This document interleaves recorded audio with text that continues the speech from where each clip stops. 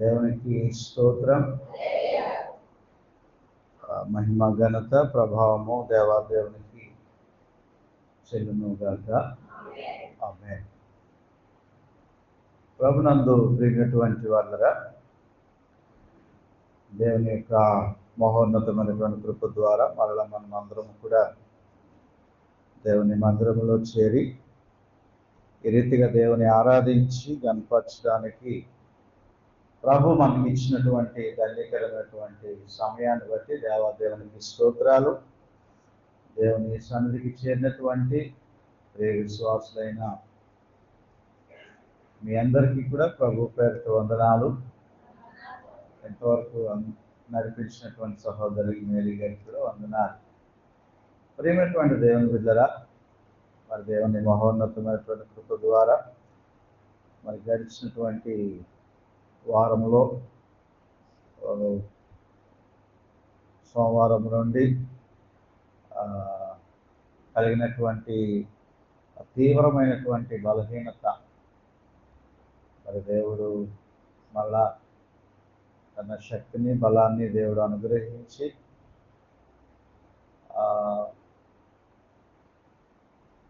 తీవ్రమైనటువంటి మరి joint pains, అతి 104 జ్వరం, మరి అంతవరకు కూడా వెళ్ళినప్పటికీ దేవుడు తన కృప ద్వారా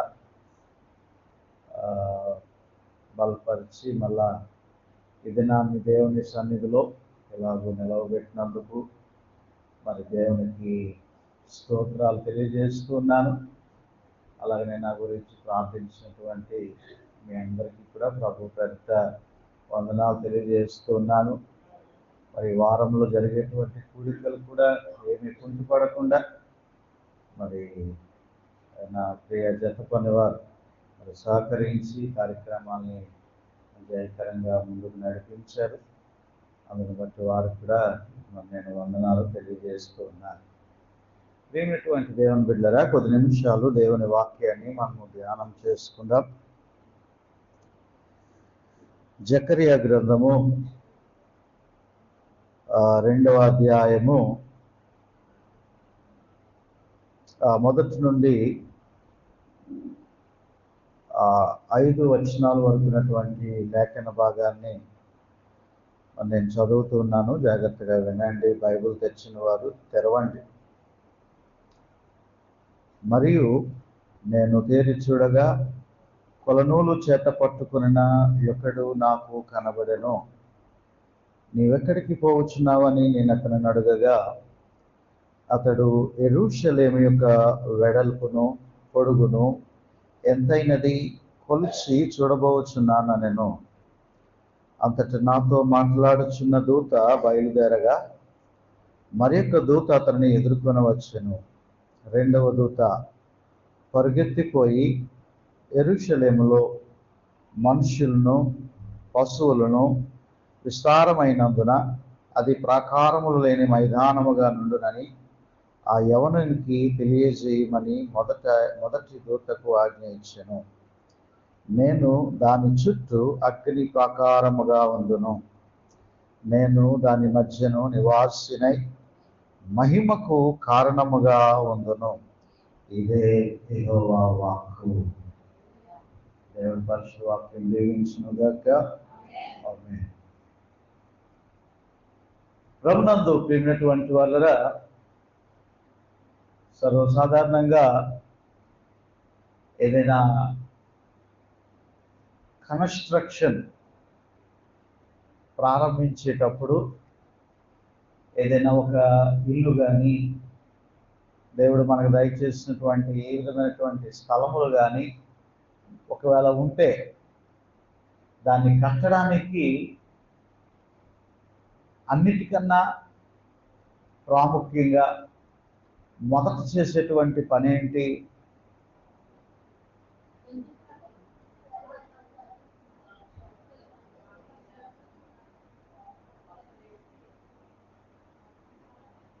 మొట్టమొదటిగా కొలతలు అనేటువంటిది చాలా ప్రాముఖ్యమైనటువంటిది. దాన్ని ఒక క్రమ పద్ధతిలో దాన్ని కట్టడానికి వీలుగా మొట్టమొదటి ఆ యొక్క బిల్డర్ కానివ్వండి, కాంట్రాక్ట్ కానివ్వండి, సర్వేరీ కానివ్వండి, చిన్నలు అయితే మేస్త్రి కానివ్వండి, ఎవరైనప్పటికీ కూడా మొట్టమొదటిగా ఉపయోగించేటువంటిది ఏంటి అంటే కొలత.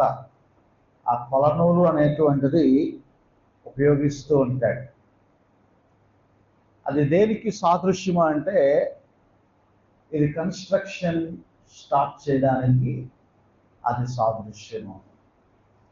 ప్రేమైనటువంటి దేవుని బిడ్డరా, యెరూషలేమును తిరిగి మరలా కట్టడానికి, యెరూషలేమును మరలా బాగు చేయడానికి చెరపట్టబడినటువంటి యూదులందరూ కలిసి మరలా అక్కడ ఆరాధన చేసి దేవుని గణపరచడానికి, దేవుని స్తుతించడానికి ఇదిగో మరలా మెస్సయ్య 1000 ఏండ్ల రాజ్య పరిపాలన కాలములో యెరూషలేము పట్టణాన్ని ఆయన తిరిగి పునర్నిర్మించబోతూ ఉన్నాడు.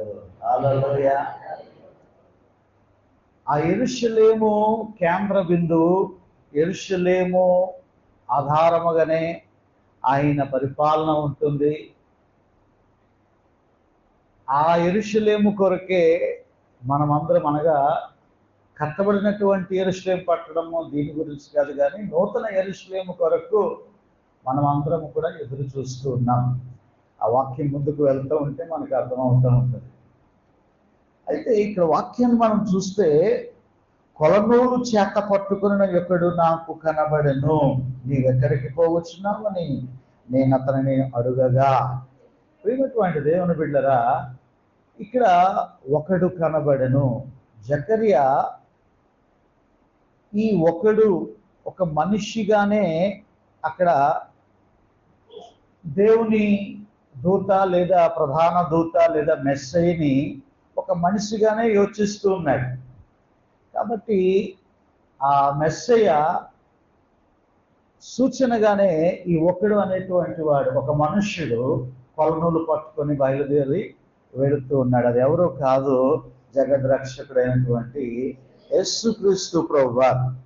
యెరూషలేము యొక్క వెడల్పును పొడవును ఎంతైనది కొలిచి చూడబోచున్నాను. అంతటి నాతో మాట్లాడుచున్న దూత బయలుదేరగా మరి ఒక దూత అతనిని ఎదుర్కొన వచ్చెను.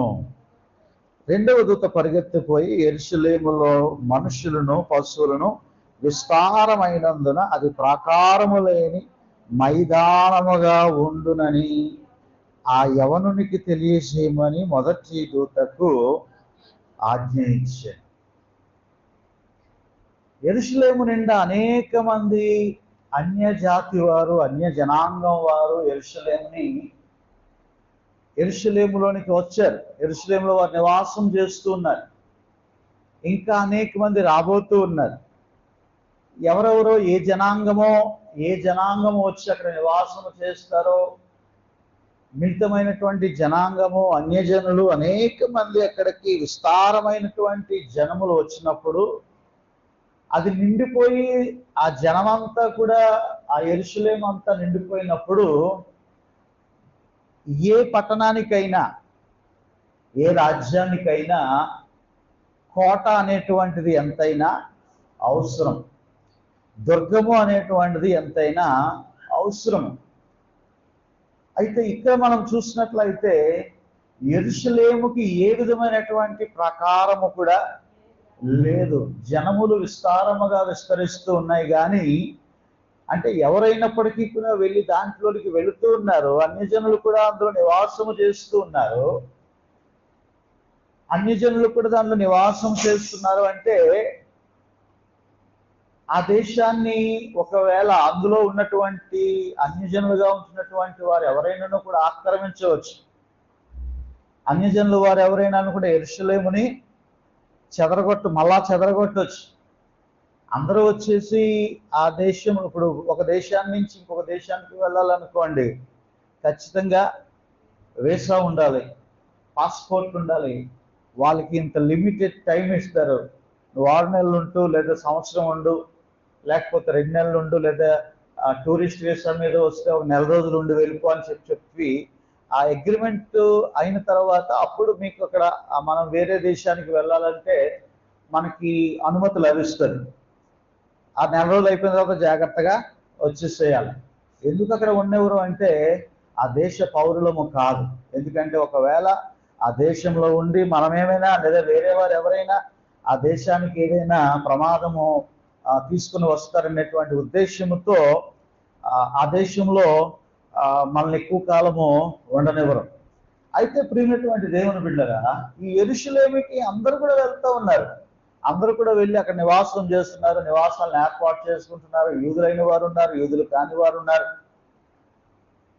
ఇప్పటికీ కూడా యూదులు వారి సొంత పట్టణం యెరూషలేము పట్టణాన్ని వదిలిపెట్టేసి మొత్తం చెల్లాచెదురైపోయారు.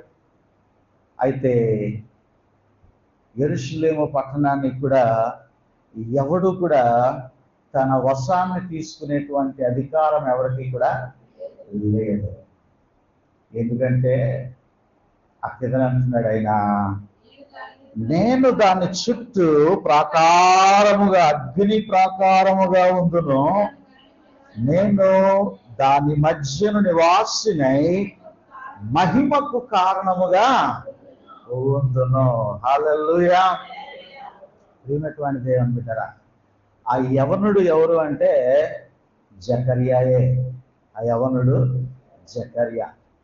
ఆ యవనస్తులతో చెప్తూ ఉన్నాడు, జకర్యా మిగతా ప్రవక్తల కన్నా చిన్నవాడు, పేరు మట్టుకు పెద్దగా ఉంటా ఉంది, కానీ జకర్యా అనగానే ఎంతో పెద్ద వయస్సుడు అన్నట్టు ఉంటుంది. కానీ జకర్యా హగ్గయి ఇటువంటి అందరికంటే కూడా చిన్నవాడే. అయితే ప్రియమైనటువంటి దేవుని బిడ్డలారా, ఇక్కడ ఈ యవనస్తులతో చెప్తూ ఉన్నాడు, ఇదిగో నేను దాని చుట్టూ అగ్ని ప్రాకారముగా ఉందను. హల్లెలూయా. అస్సూరు వారు వచ్చారు, బబులోను వారు వచ్చారు, పారసీక మాదీయ గ్రీకు సామ్రాజ్యాలు వచ్చాయి, రోమా ప్రభుత్వం వారు పరిపాలన చేశారు. ఎవ్వరు కూడా యెరూషలేముని లేకుండా చేయలేకపోయారు. హల్లెలూయా. యెరూషలేముని పూర్తిగా నేలమట్టము చేయలేకపోయారు. యెరూషలేముని పూర్తిగా చారిత్రాత్మకమైనటువంటి ప్రపంచ పటంలో లేకుండా చాలా మంది అనేకమైనటువంటి దేశాల వారు, ముఖ్యంగా ఈ ముస్లిం దేశాల వారు అనేక విధాలుగా దాన్ని ఎన్నో ఇబ్బందులు ఎన్నో బాధలు పెడుతున్నప్పుడు కూడా ఈరోజు యెరూషలేము వర్ధిల్లుతూ ఉన్నది అంటే దానికి కారణము నేను దానికి అగ్ని ప్రాకారముగా ఉండును. హల్లెలూయా. రాబో దినాల్లో యెరూషలేము రాజకీయ కార్యకలాపాలకి ప్రపంచ దేశాలకే కేంద్ర బిందువు అవుతుందంట. కానీ దేవుడు కోరుకునేటువంటిది రాజకీయాలకు కేంద్ర బిందువు కాదు, కానీ అది నూతన యెరూషలేము పట్టణముగా, పరిశుద్ధ పట్టణముగా మారాలా. ఆ పట్టణము నిండా యూదులు, ఇశ్రాయేలు ప్రజలు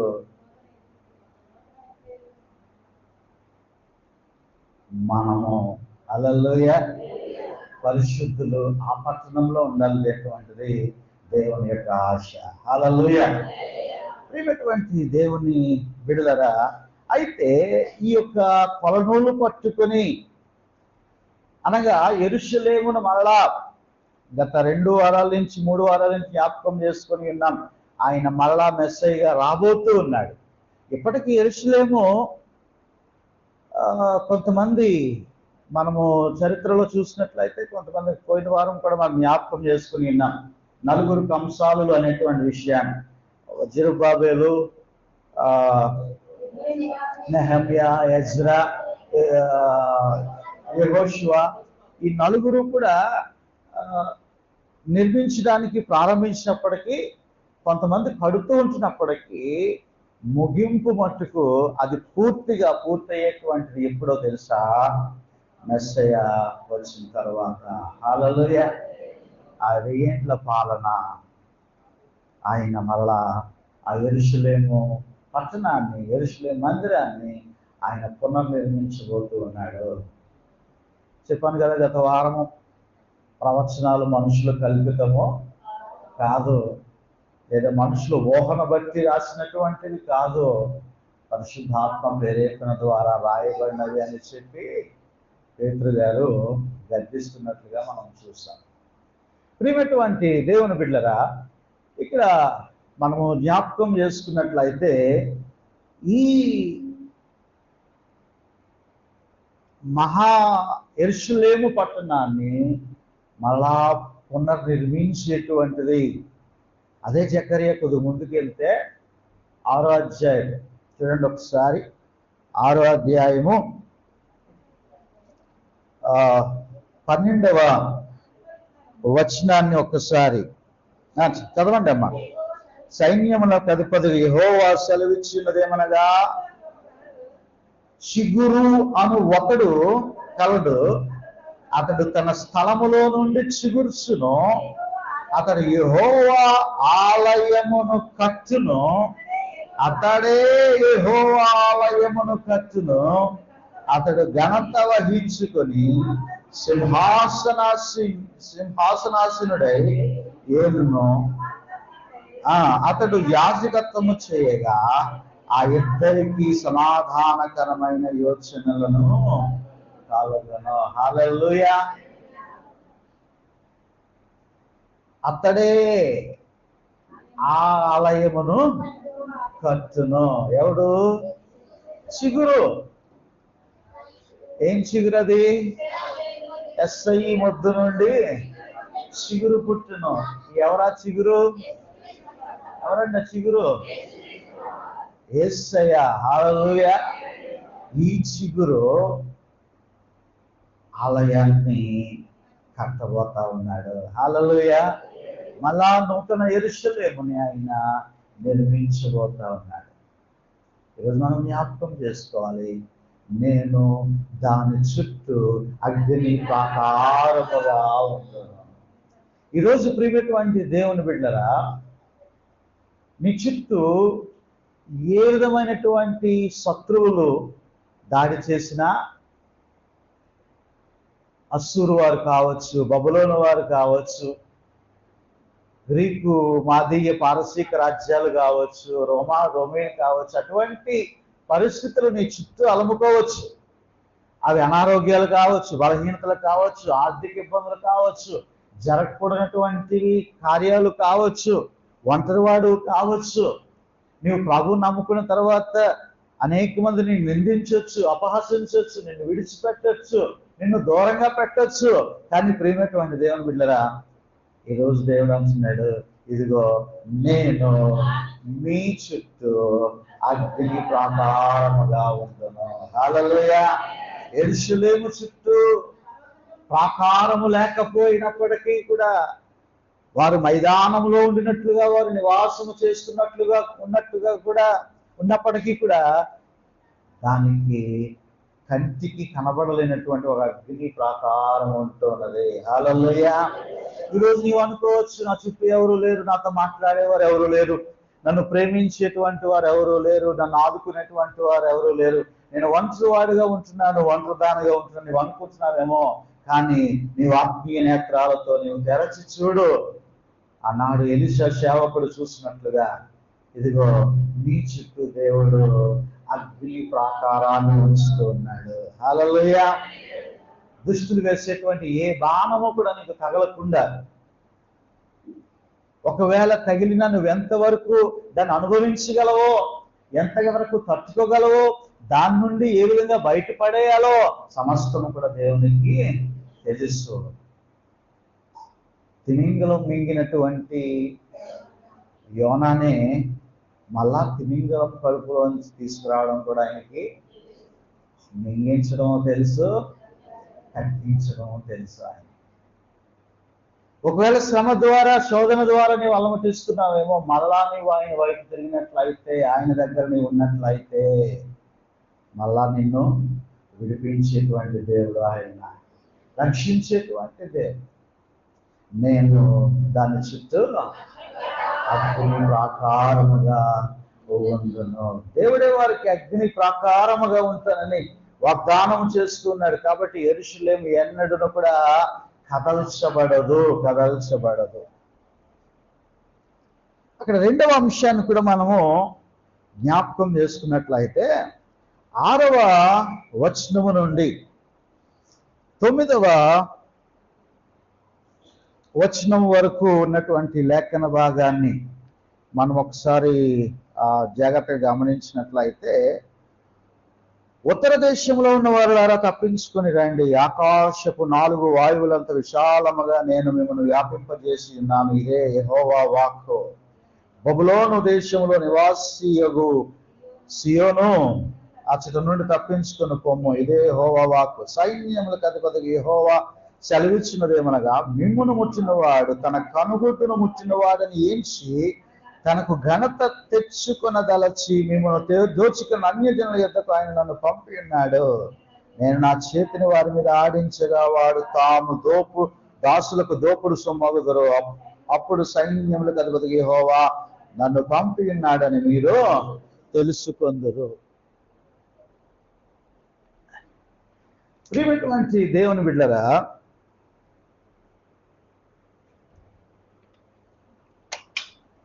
రెండవ అంశాన్ని ఇక్కడ మనము జ్ఞాపకం చేసుకున్నట్లయితే, ఉత్తర దేశంలో ఉన్న వారు అలా తప్పించుకొని రండి. ఉత్తర దేశము ఏంటి అంటే మహాబబులోను. బబులోనులో చెరబట్టినటువంటి వారందరికీ కూడా ఒక గొప్ప వాక్కుని దేవుడు పంపిస్తూ ఉన్నాడు. ఇదిగో బబులోను దేశంలో నివాసియగు సియోను, అచ్చటి నుండి నీవు తప్పించుకొని పోమో. నీవు బబులోను నుండి పారిపో. నీవు బబులోనులో నీవు ఉండొద్దు. నీ కొరకు దేవుడు శ్రేష్టమైనటువంటి యెరూషలేముని సిద్ధం చేయబోతా ఉన్నాడు. నీవు మరలా యెరూషలేములో నీవు మళ్ళా తిరిగి రావాలా. నువ్వు ఇంకా బబులోనులో ఉండనేలా, ఇంకా బబులోను యొక్క క్రియల్లో నువ్వు పాల్గొనేలా, వారి యొక్క దాస్యం కింద నువ్వు ఉండనేలా. నీకు అక్కడ ఉండడం ఏంటి? నువ్వు మళ్ళా బయటికి రా. నువ్వు మళ్ళా ఆ యొక్క అలవాట్ల నుండి, ఆచార వ్యవహారాల నుండి, ఆ చెరలో నుండి, ఆ భయంకరమైనటువంటి మనుషుల్లో నుండి మళ్ళా బయటికి రా అని చెప్పి ఒక పెద్ద ఆల్ట్రకాలు ఇస్తున్నాడు. మళ్ళా ఒక గొప్ప అభయాన్ని ఇస్తున్నాడు. ఇదిగో ఆయన అంటున్నాడు, ఇదిగో నేను మీకు తోడై ఉన్నాను. ఒకవేళ మిమ్మల్ని ఎవరైనా ముడితే తన కనుగుడ్డును పుట్టిన వాడిని ఎంచి తనకు ఘనత తెచ్చుకున్న దలచి మిమ్మల్ని దోచుకున్న అన్యజనుల యొద్దకు ఆయన నన్ను పంపి ఉన్నాడు. మీరు భయపడినేలా? మీరు ఎందుకు ఇంకా బబులోనులో ఉంటారు? ఇంకా బబులోను అలవాట్లు మీకెందుకు? ఇంకా వాటి గురించి మీరు ఎందుకు ఆలోచన చేస్తారు? మీరు బబులోను విడిచిపెట్టండి. బబులోను విడిచి పారిపోయి పరిగెత్తుకొని రండి. లేదా ఒకానొక దినాన్ని బబులోను మొత్తం ఏమైపోతా ఉంది? మెస్సేజ్ వచ్చిన తర్వాత ఇక బూడిద అయిపోతా ఉంది. కాబట్టి మీరు ఇక బబులోనులో ఉండద్దు. మీరు వెనక్కి తిరిగి పారిపోయి వచ్చేసేయండి. ఎందుకంటే మిమ్మల్ని కాపాడేటువంటి వాడిని నేనే. హల్లెలూయా. భూమి అందంతటా వ్యాపించినటువంటి ఆ ఇశ్రాయేలు యోధా జనాంగాన్ని దేవుడు పిలుస్తూ ఉన్నాడు. మీరు అక్కడ కాదు ఉండాల్సిందే. ఎక్కడ ఉండాలా? పరిశుద్ధ పట్టణం. విడిచిరండి, విడిచిపెట్టరండి. ప్రియమైనటువంటి దేవుని బిడ్డరా, మనందరికీ తెలుసు సొదొమ గొమొర్రా ఆ భయంకరమైనటువంటి పాపము ఏర్పడినటువంటి పరిస్థితులలో అబ్రహాము తన సహోదరుడు గురించి, లోతు గురించి మొరపెట్టినప్పుడు, ఇదిగో ప్రియమైనటువంటి దేవుని బిడ్డరా, అక్కడ చెప్తున్నటువంటి మాట, ఇదిగో లోతు, నీవు నీ కుటుంబము కూడా సొదొమ గొమొర్రా విడిచి పారిపో. వారు పారిపోయారు కాబట్టి రక్షించబడ్డారు. తర్వాత ఏం జరిగింది? సొదొమ గొమొర్రా అంతా కూడా ఏమైపోయిందండి? అగ్ని కందకములతో మాడిపోయి మసైపోయింది. అగ్ని గంధకములతో మాడిపోయి మసైపోయింది. బూడిదైపోయింది అగ్ని గంధకముల చేత. దేవుడు అదే చెప్తున్నాడు ఇక్కడ కూడా.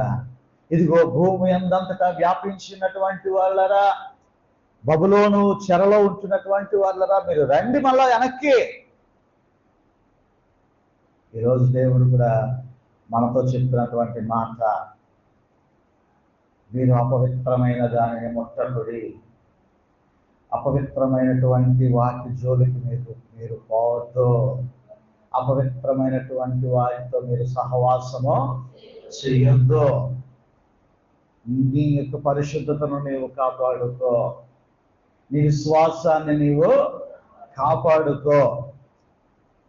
నీవు వారితో నీవు చేరిపోయినావేమో, వారి అలవాట్లు నీలో ఉంటున్నాయేమో, వారి మీద నీవు డిపెండ్ అయ్యి ఆధారపడి నీవు బతుకుతుంటున్నావేమో. ఇటువంటి దేవుని బిడ్డరా, దేవుడు నీతో కూడా మాట్లాడుతూ ఉన్నాడు. ఆ వాటిలోనే ఇంకా ఉండనేలా నువ్వు బయటికి రా. ఆ వ్యవహారాల్లోనే ఉండడం ఏమిటి, ఆ సహవాసాల్లోనే ఉండడం ఏమిటి, దుర్మార్గుల సహవాసంలో, దుష్టుల సహవాసంలో, కామ వికారము కలిగినటువంటి సహవాసాలతో, తాగుబోతుల సహవాసములతో, తిరుగుబోతుల యొక్క సహవాసములతో, అటువంటి వారితో నీకు సహవాసం ఏమిటి?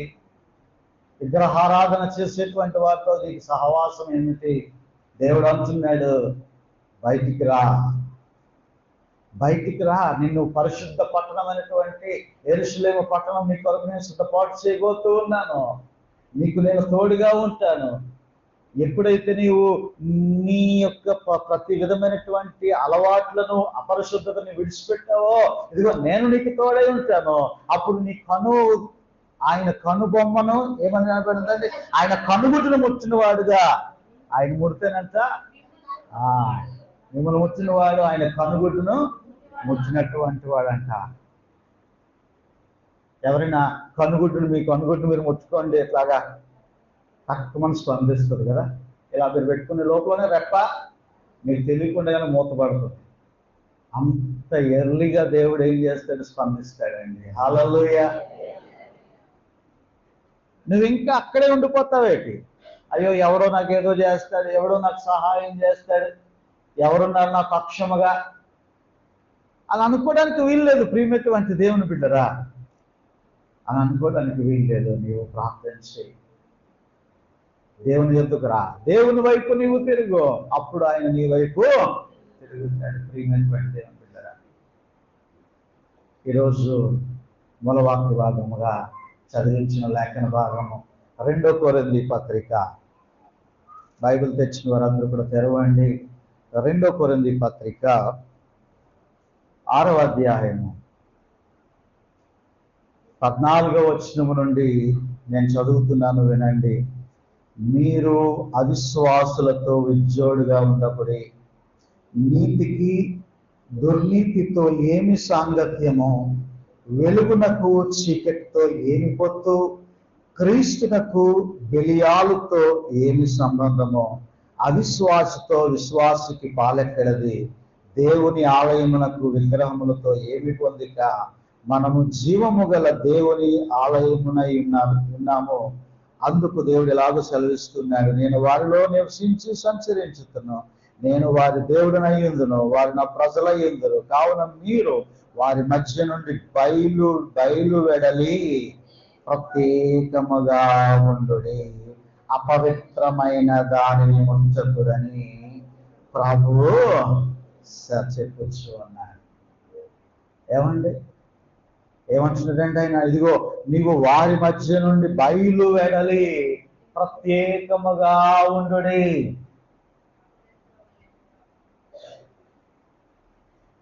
ఆ వచ్చేటువంటి బలుల కాలం వస్తూ ఉంది. అబ్బా నాకు అది కావాలండి, ఇది కావాలండి, అంటే నీకు 2 కేజీలు ఫ్రీ కదా. వచ్చే కాలం, వచ్చే వారం అంతా బలుల కాలం కదా. అవసరమా నీకు? అవసరమా? వాక్యం చెప్తుంది, అపవిత్రమైన దానిని నీవు ముట్టకుడి, నీ వారిలోంచి నువ్వు బయటికి రా. వారితో సహవాసం, వారు ఆ గుంపులోని కూర్చొని ఏయో ఉంటాయి కదా, గ్రూపులు ఉంటాయి, ఆటో గ్రూపులు, ఆ గ్రూపులు, ఈ గ్రూపులు. మాకు ఒక 5 కేజీలు ఇస్తాడండి, 3 కేజీలు ఇస్తాడండి, ఆ రోజు తినకపోతే ఏమైనా అయిపోతావా, ఏమవ్వవు కదా, మనకి ప్రతి ఆదివారం పండగే కదా. తాపత్రయపడిపోయి ఏయో కాంట్రవర్సీలు వస్తూ ఉంటాయి, తినకూడదని ఎక్కడ ఉందని. అదంతా ఎందుకు? తింటే వచ్చేదే ఉంది కదా. అపవిత్రమైన దానిని ముట్టకుడి, నీ పరిశుద్ధతను నీవు కాపాడుకో, వాటిలోంచి నువ్వు బయటికి వెళ్ళలిరా. ఇంకా బబులోను, ఆ బయలుదేవత, బయలుజీవులు దేవత, ఆ సహవాసాల్లోనే ఉంటావే. దేవుడు నేను ఒక పరిశుద్ధముగా ఉంచాలని, ఆయనతో పాటు పరిశుద్ధ పట్టణంలో ఉంచాలని ఆయన ఆశపడుతూ ఉన్నాడు. నేను స్థలము సిద్ధపరచ వెళ్ళుచున్నాను. గతంలో నేను శుక్రవారం చెప్పాను కదా,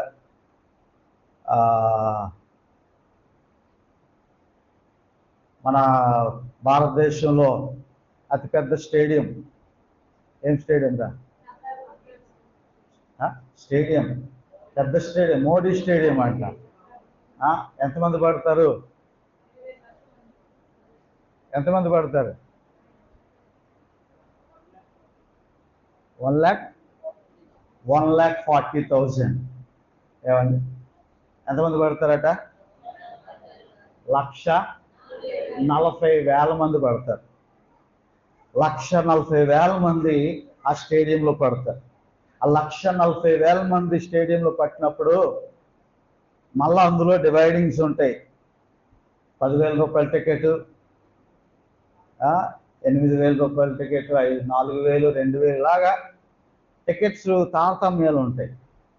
అంత పెద్ద స్టేడియమే మన భారతదేశానికి పెద్ద స్టేడియంగా ఉండి సిద్ధపాటు చేస్తే, ఈరోజు యేసయ్య అంటున్నాడు, నేను మీ కొరకు వెళ్ళి స్థలము సిద్ధపరచడానికి వెళ్తా ఉన్నాను అంటున్నాడు. హల్లెలూయా. అంటే ఆయన ఉద్దేశం ఏంటంటే మనం అందరం కూడా అందులో పట్టాలా, మనం అందరం కూడా ఆ పరిశుద్ధ పట్టణంలో పట్టాలా, ఆ పరలోక రాజ్యంలో మనం అందరం పట్టాలా. అందుకు పట్టడం కోసం ఆయన ఏం చేస్తున్నాడు? పెద్ద ఇక భూ ప్రపంచం మీదే లేనటువంటి, ప్రపంచం మొత్తం మీద లేనటువంటి పెద్ద స్టేడియం ఆయన నిర్మిస్తూ ఉన్నాడేమో. అందులో తారతమ్యాలు ఉండవు. ఏమండి, పేతురు గారు ఉంటారు, పేతురు గారు పక్కన వెళ్ళి నువ్వు కూర్చోవచ్చు కదా, ఎంత పేతురు గారు మీరేనా అండి 3 సార్లు పంపారు అని అడగచ్చు కదా. ప్రియమైనటువంటి దేవుని బిడ్డలారా,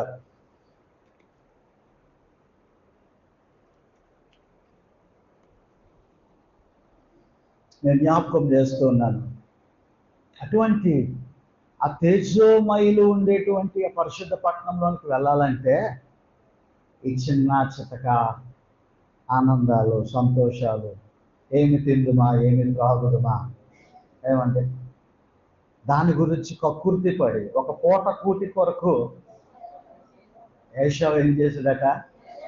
జ్యేష్ఠత్వపు హక్కుని అమ్మేసుకున్నటువంటి భ్రష్టుడే కలడేమో అని చూసుకున్నాడే అంటాడు. ఒక పూట కూటి కొరకు ఏషావు జ్యేష్ఠత్వాన్ని అమ్మేసుకున్నాడంట. చాలా మంది విశ్వాసాన్ని అమ్మేసుకుంటున్నారు, రక్షణ అమ్మేసుకుంటూ ఉంటారు. జాగ్రత్తగా కాపాడుకో. వాక్యం చెప్తుంది, నేను కాదు, అక్కడ అపవిత్రమైన దానిని ముట్టకుడి అని ప్రభువు చెప్తూ ఉన్నాడు.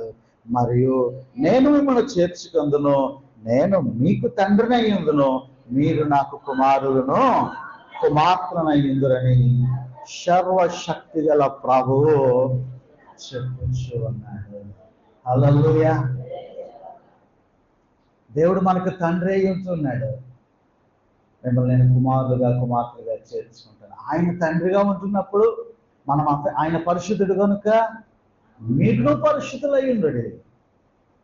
తండ్రి ఒకటి, కుమారుడు ఒకటి అన్నట్టుగా ఉండడానికి వీల్లేదు. తండ్రిలో ఉన్నటువంటి మంచితనము బిడ్డల్లో కూడా ఉండాలా. ఒకసారి ఒక వేటగాడు ఒక పనివాడిని తీసుకుని వేటకు బయలుదేరాడంట. వేటకు బయలుదేరి అక్కడ కొన్ని గింజలను జల్లి పక్షుల్ని వేటాడుతూ ఉన్నాడంట.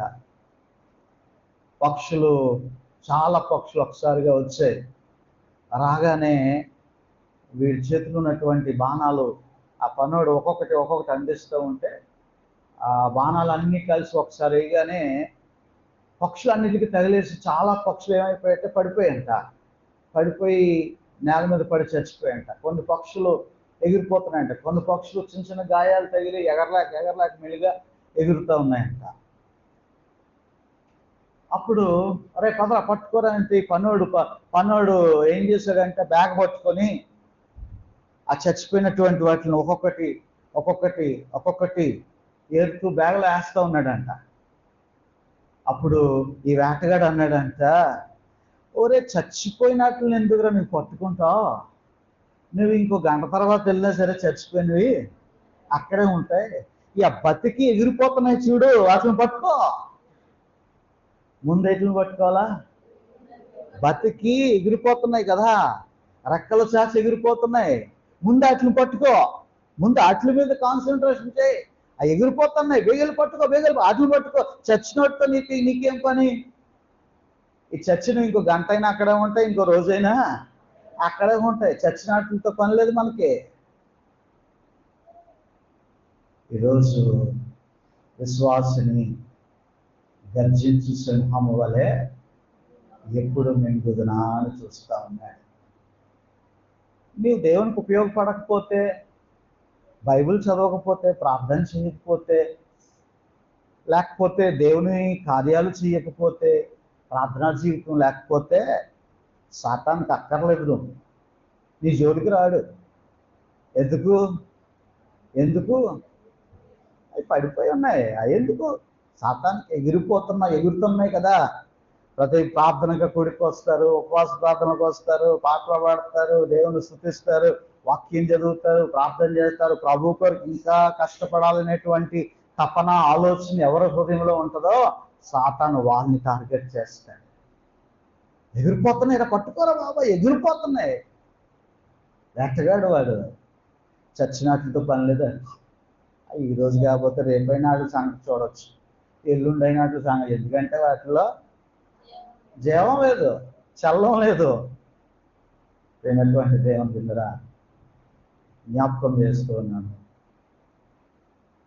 నీవు బబులోన్లో ఉండడానికి వీల్లేదు. ఒక మంచి ఆల్ట్రకాలు ఇస్తున్నాడు అక్కడ వారికి. ఎదుగో బబులోను దేశంలో నివాసం సియోను, అచ్చట నుండి తప్పించుకొని పో, నీవు అక్కడ ఉండడానికి వీల్లేదు. అక్కడ ఉంటే నీకు మహాశ్రమలు రాబోతూ ఉన్నాయి, మహావేదన నీకు రాబోతూ ఉంది, మహా దుఃఖము కలగబోతూ ఉంది. ఏం చేస్తారట దేవుడు వారిని?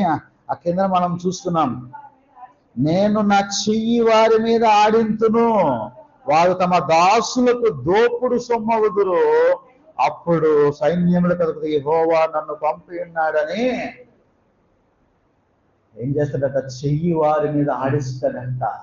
బబులోనుల మీద వాళ్ళు ఏమవుతారో తెలుసా? దాసులకు దోపుడు సొమ్ము అయిపోతారు. అంటే వారు దాసులందరూ కూడా వారి మీద తిరుగుబాటు చేసి వారిని దోచుకుంటారు, వారిని చంపుతారు, వారి మీద పడి వారిని నాశనం చేస్తారు. కాబట్టి ప్రియమైనటువంటి దేవుని బిడ్డలారా, ఆ స్థితి వచ్చేటంత వరకు నీవు ఉండడానికి వీల్లేదు. నువ్వేం చేయాలా? బబులోనులో నుంచి నువ్వు బయటికి రావాలా.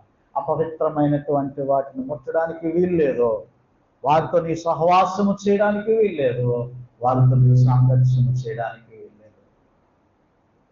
మూడవ విషయాన్ని కూడా నేను ఇక్కడ జ్ఞాపకం చేస్తూ ఉన్నాను. 10వ వచనము నుండి, సియోను నివాసులారా, నేను మీ వచ్చి మీ మధ్య నివాసము చేతును, సంతోషముగా నుండి పాటలు పాడుడి, ఇదే యెహోవా వాక్కు. ఆ దినమున అన్యజనులు అనేకులు యెహోవాను హత్తుకొని నాకు జనులగెదరు, నేను మీ మధ్యన నివాసము చేతును, అప్పుడు యెహోవా నన్ను మీ యొద్దకు పంపి ఉన్నాడని మీరు తెలుసుకుందరు, మరియు తనకు స్వాస్యమని యెహోవా ప్రతిష్ఠితమైన దేశంలో యోదాను స్వతంత్రించుకొనును. ఇకను కోరుకును సకల జనులారా, యెహోవా తన పరిశుద్ధమైన నివాసమును విడిచి వచ్చుచున్నాడు. ఆయన సన్నిధిని మౌనులై ఉండుడి. హల్లెలూయా. ప్రియమైనటువంటి దేవుని బిడ్డరా, ఇదిగో సియోను నివాసులారా, నేను మీ మధ్యకి రాబోతూ ఉన్నాను. దేవుడు ఈ మొదటి విషయాన్ని మనం నేర్చుకొని ఉన్నాం. కొలనూలు చేత పట్టుకొని దాన్ని యెరూషలేమును కొలుస్తూ ఆ యెరూషలేమును తిరిగి కట్టడానికి దాని చుట్టూ ప్రాకారముగా నేను ఉంటానని వాగ్దానం చేస్తున్నాడు ఈ దర్శనంలో. రెండవదిగా, బబులోను విడిచి రండి, మీరు అక్కడ ఉండడానికి వీల్లేదు.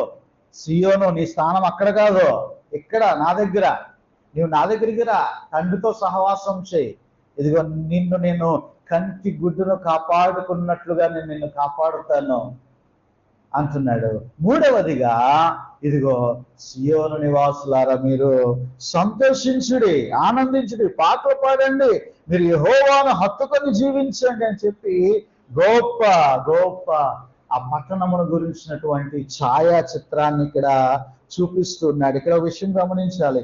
ఆ దినమున అన్యజనులు అనేకులు యెహోవాను హత్తుకొని, చదవండి ఒకసారి ఆ మాట.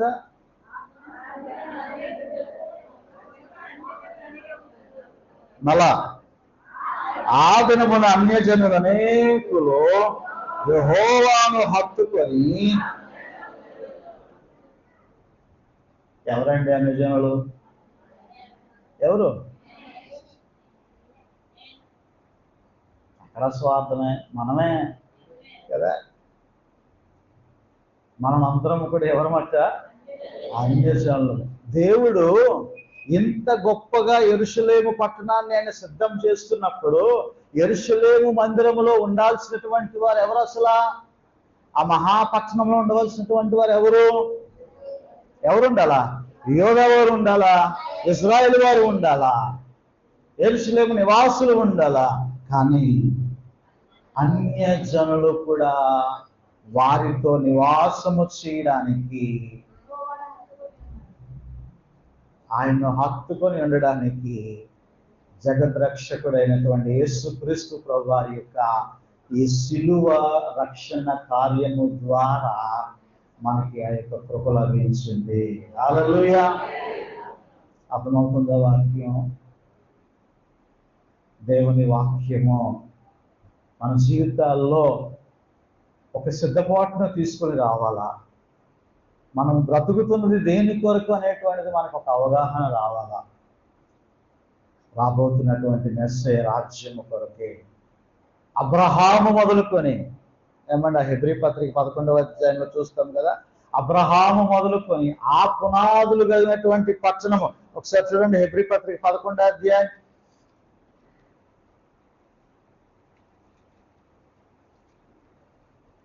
హెబ్రీ పత్రిక 11వ అధ్యాయము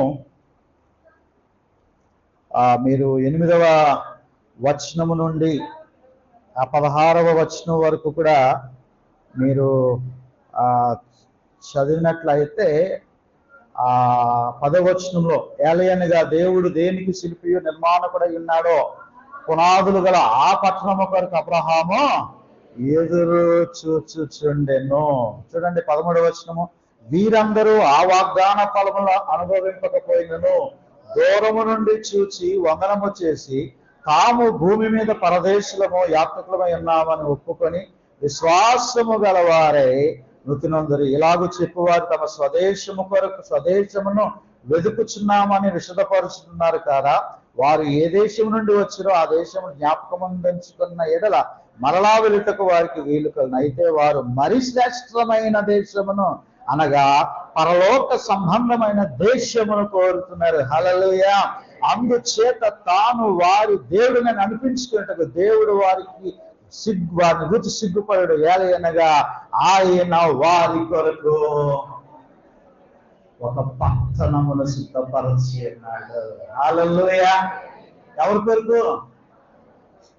ఎప్పుడో చచ్చిపోయినటువంటి అబ్రహాము, ఇస్సాకు, యాకోబు, శారమ్మ గారు, వీరందరూ కూడా చనిపోయి ఇప్పుడు వారి ఆత్మలో పరదైసులో ఉండి దేని కొరకు ఏదో చూస్తున్నాయి, దేవుడు సిద్ధపరిచేటువంటి ఆ నూతన యెరూషలేము పట్టణము కొరకు ఎదురు చూస్తున్నారంట. హల్లెలూయా. అలాగే మన ప్రియులైనటువంటి వారు ఎవరైనా ప్రభువు నమ్ముకొని ఆయన యందు విశ్వసించి చనిపోయినటువంటి వారు ఉంటే వారి ఆత్మలకు దేని కొరకు సిద్ధపడతా ఉన్నాయంట, నూతన యెరూషలేమును పరిశుద్ధ పట్టణము కొరకు, పునాదులు గల పట్టణము కొరకు వారు ఎదురు చూస్తూ ఉన్నారు. హల్లెలూయా. ఇప్పుడు అర్థమైందా నువ్వు దేని కొరకు ఎదురు చూడాలో? ఏమండి, పునాదులు కలిగినటువంటి ఆ పట్టణము కొరకు నువ్వు ఎదురు చూడాలా. హల్లెలూయా. పునాదులు కలిగినటువంటి ఆ పట్టణం ఎలా ఉంటుందో తెలుసా? ఎలా ఉంటుంది? ప్రకటన గ్రంథము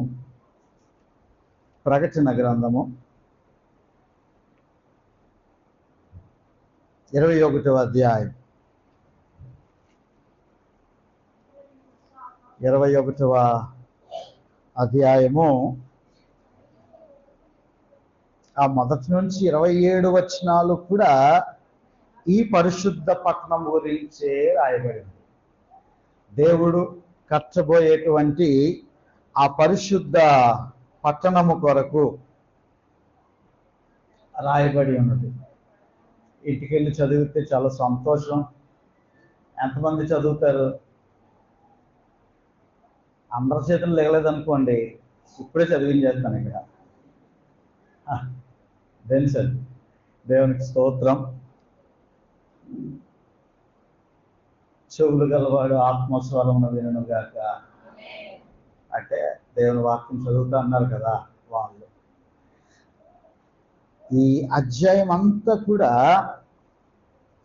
కట్టబడబోతున్నటువంటి నూతన యెరూషలేము అనేటువంటి పరిశుద్ధ పట్టణము కొరకు. చూడండి 15వ వచనం చూసినట్లయితే, ఆ పట్టణమును దాని గుమ్మములు ప్రాకారము కొలుచుటకు నాతో మాట్లాడు అని యొక్క బంగారు కొలకర ఉండెను. ఆ పట్టణపు చౌకమైనది, దాని పొడుగు దాని వెడల్పులతో సమానము. దాని పొడుగు దాని అంటే ఏ యాస లేదా పట్టణానికి. ఇది ఒక 4 మూలలో ఒకలాగే ఉన్నటువంటి దాన్ని ఏమంటారు? చతురస్రం. అది మంచి ఆ బిట్ కావాలనుకుంటాం కదా, చిన్న చిన్న మంచి బిట్ అయితే బాగుంది అనుకుంటాం కదా. అటువంటి ఎంచడానికి వీలైనటువంటి చతురస్రాకారపు పొడుగు వెడల్పుతో సమానము. ఇంకా కిందకు పోతే దాని ప్రాకారము కొలవుగా అది 8 మూలలు, దాని కొలత దోత కొలత, కిందగా స్ఫటికాలు, పునాదులు, సూర్యకాంతప్రాయి, నీలము, యమునారాయి, పచ్చ, వైడూర్యము, కెంపు, సువర్ణరత్నము, గోమేధికము, పుష్పరాగము, సువర్ణల సునీయము, పద్మరాగము, సుగంధము, ముత్యములు. అబ్బా, ఆ పట్టణం కట్టబడబోతా ఉంది. హల్లెలూయా. ఆ నూతన యెరూషలేము పరిశుద్ధ పట్టణములో నీవు సంపాదించుకోవాలి. హల్లెలూయా. దాని కొరకు నీవు తాపత్రయపడాలా. ప్రభువుని అడగాల. కాబట్టి ప్రియమైనటువంటి దేవుని బిడ్డరా, ఈరోజు మనం నేర్చుకున్నాం ఈ యొక్క జకరియా యొక్క 4వ దర్శనము ద్వారా 3 విషయాలు నేర్చుకున్నాం. ఇదిగో యెరూషలేము మందిరము చుట్టూ నేను అగ్ని ప్రాకారముగా ఉంటానంటున్నాడు. ఆయన కొలనూలు పట్టుకొని యెరూషలేము మందిరాన్ని కట్టించబోవడానికి ఆయన సిద్ధపడుతూ ఉన్నాడు. రాబోతున్నటువంటి మెస్సయ్య ఆ కార్యమును ముగించబోతా ఉన్నాడు. రెండవదిగా, బబులోనులో ఉన్నటువంటి వాళ్ళరా, సియోను నివాసులారా, రండి బయటికి. ఇంకా మీరు అలవాట్లలో ఉంటారేంటి? అపవిత్రమైన కార్యక్రమాల్లో ఉంటారేంటి? ఆలోచనలతో ఉంటారేంటి? అలవాట్లతో ఉంటారేంటి? మీరు బయటికి రండి, మీకు నేను తోడుగా ఉంటాను. మీ కొరకు సిద్ధపరిచినటువంటి పట్టణంలో నేను మీకు వాగ్దానం చేసినటువంటి ఆ ప్రదేశాన్ని నేను మీకు ఇస్తాను. మూడవదిగా దేవుడు మాట్లాడుతూ ఉంటున్నాడు, ఇదిగో నేను వారితో నివాసము చేస్తాను. నేను మీతో ఉంటాను. మీ కొరకు, అన్యజనుల కొరకు, అనగా మనందరి కొరకు కూడా నేను ఆ పట్టణాన్ని సిద్ధం చేస్తున్నాను. కాబట్టి ఆ అలంకరించబడినటువంటి ఆ నూతన యెరూషలేము, ఆ పరిశుద్ధ ఆ పట్టణము కొరకు సిద్ధపడదాం.